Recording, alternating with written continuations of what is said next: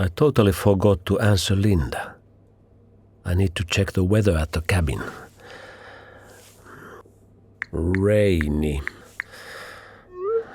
I really need to use the restroom. To distract myself, I stretch my legs and touch the shoes of the TV show girl in front of me. She gives me a reproachful look. I quickly retract my legs. Excuse me. Raise my hands. My fault, of course, but she's taking up so much space. Who sits like this, really? She's cuddling back into her jacket as if it was a blanket, using the seat as if it was her couch, with her legs stretched out. She has taken a break from her phone, eating chocolate and taking a sip from an energy drink. If the train breaks suddenly, that can would hit her tiny nose and the drink would spill over her white jacket. What a comforting image. But the train is not breaking. It isn't even moving. And I'm thirsty as well. There are some more ginger shots left. No, I can't drink any more. I already need to pee. I miss drinking.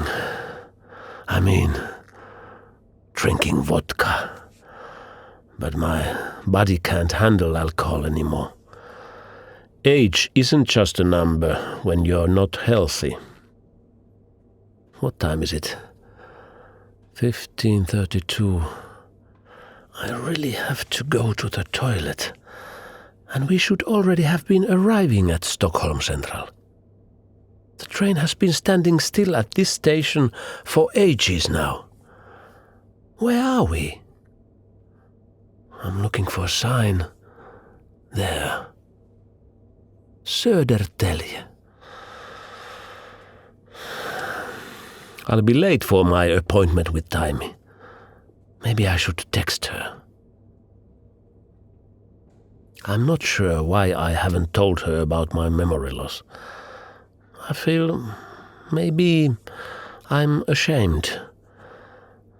I might have lost track of who I was before, but I feel I was quite far from being this guy with a brain injury.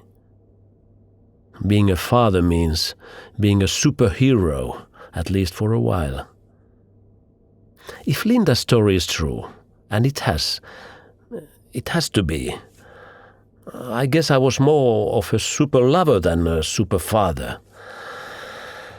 And now I'm a father with brain damage. I didn't manage to tell her. We are still not moving. I'd better text her. Train delayed. Sorry. Linda again. So, I'll have to take my umbrella then. I hate voice messages. But a modern man has to communicate. I got that. At least we have the same shit weather. The train is still not moving. Taimi hasn't answered any of my messages. I'm checking again. Yes, she has read all of them. She has seen the picture I sent her. But no answer. Is she... She would have told me if she wasn't coming. No. She'll be there. She will be there. I'll be a bit late, but I will be there as well.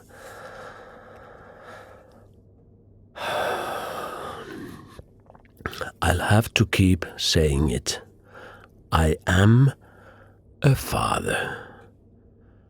I have a daughter. I am not alone. I'll just keep saying that.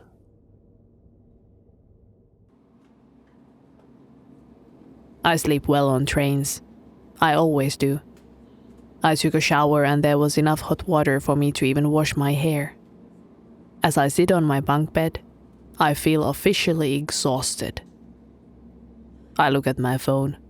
It's almost 11. Kalle has texted good night. Yasmin has texted as well, about how excited she is. Only a few hours. She's so looking forward.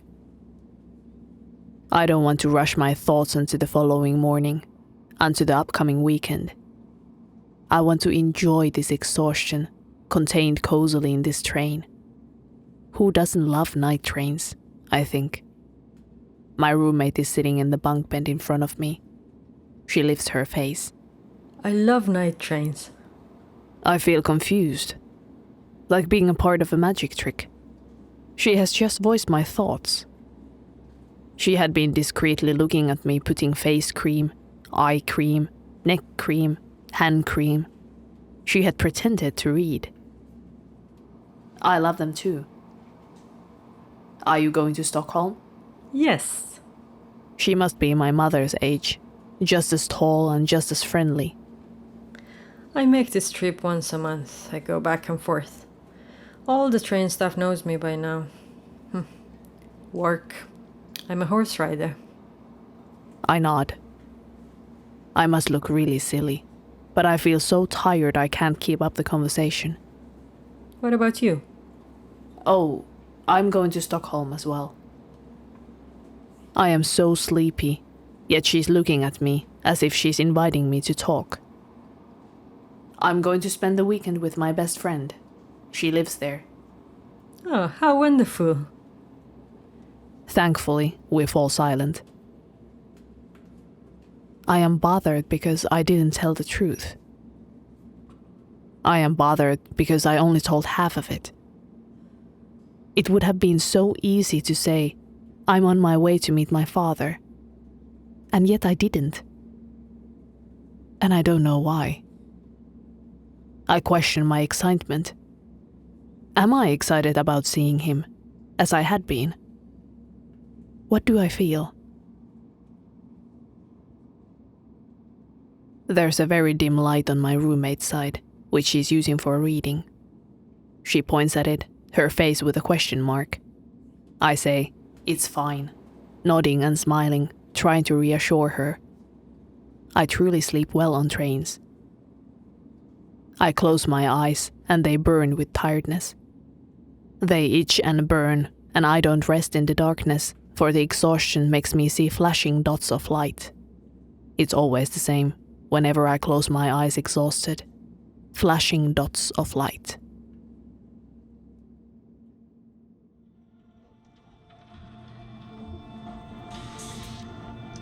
But I love you so much. You really have to understand, Edith. You and I, we don't have a future. Is it because of your wife? My wife and my daughter. I have a family. You know that. But you said... I have to take care of them now. Enough. That's enough.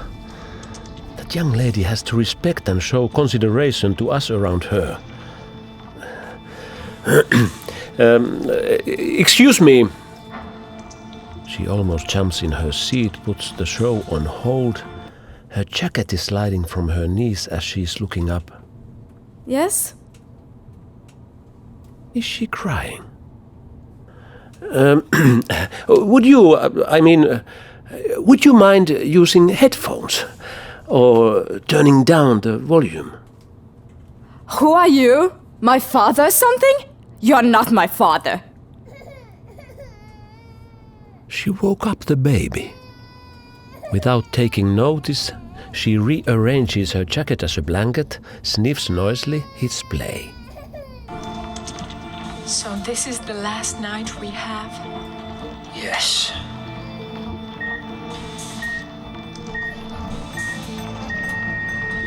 He is crashing. Cardiopulmonary resuscitation. Now! I am not her father. I am not, obviously. I am just a fellow traveler looking for some quiet space. What's wrong about that? So rude. I want to punch in her tiny nose. She even woke up the baby. Her parents haven't taught her how to respect other people. They haven't taught her that you cannot follow your own needs as you like, whenever you like. If I was her father, I would be.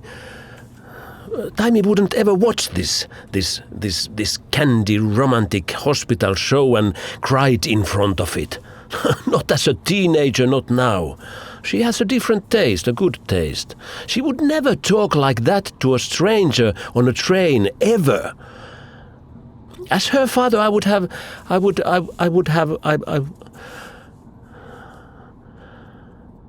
Maybe I didn't love you quite as often as I could have.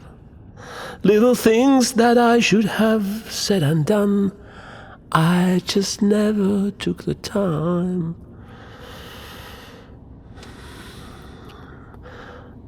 I wonder if she's angry at me. I would certainly be. At her place, I would be so angry I would punch that so-called father in his face. Or I would erase him thoroughly from my life. Forever.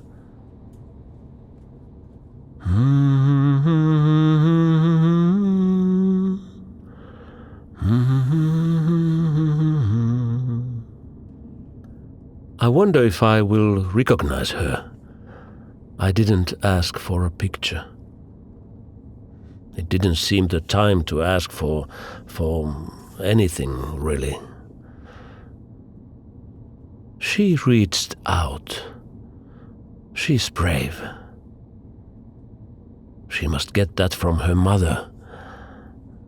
I mean, I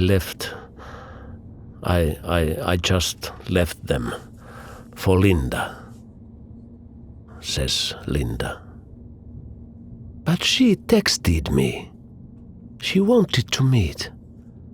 And I remember her birth as the only thing I remember from the past 40 years, her birth. That has to mean something. The coma worked like a reset button, leaving me with my teenage self and my daughter's birth. The very moment of becoming a father. As if this memory was stored in a different part of my brain, a more existential, instinctive part, like breathing. I am a father. It is an indestructible part of me. It even survived the terror attack on my brain. This has to mean something.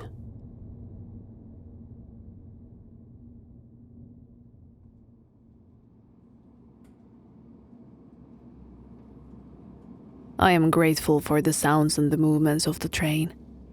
I couldn't have fallen asleep tonight in a silent room. I am grateful for the tiny reading lamp and the comforting sound of the pages turning. As I am dozing off finally, the sliding door opens.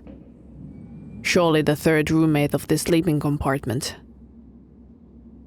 I feel disappointed. I don't want to give another smile or 5 minutes of interaction. I open my eyes, and I can see a member of the staff, smiling softly at my roommate. They greet each other as if they're old friends. The staff person carefully places a mug of something hot on the tiny table next to my roommate. It takes a long while until I fall asleep. It takes so long I fear it won't happen. I think of walking the streets of Stockholm with my father. Or I think of us maybe just sitting at the Asian restaurant he suggested. I think of all the hours I have to kill before he arrives. I think of the last time I saw him, which is a memory that fails me every time I invoke it. I guess it was just a regular day. I see myself Feel my body.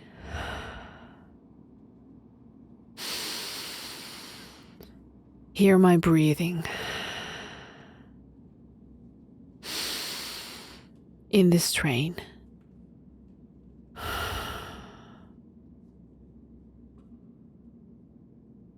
I feel sad. I can say it finally. I feel sad. I don't know why, but I do. Are you still awake? Again, it feels as if she's reading my mind. She probably woke up because I tossed so much in this tiny bed. I am. How come? I guess I'm a bit nervous. Big weekend with Bestie coming up. No. Just an ordinary visit.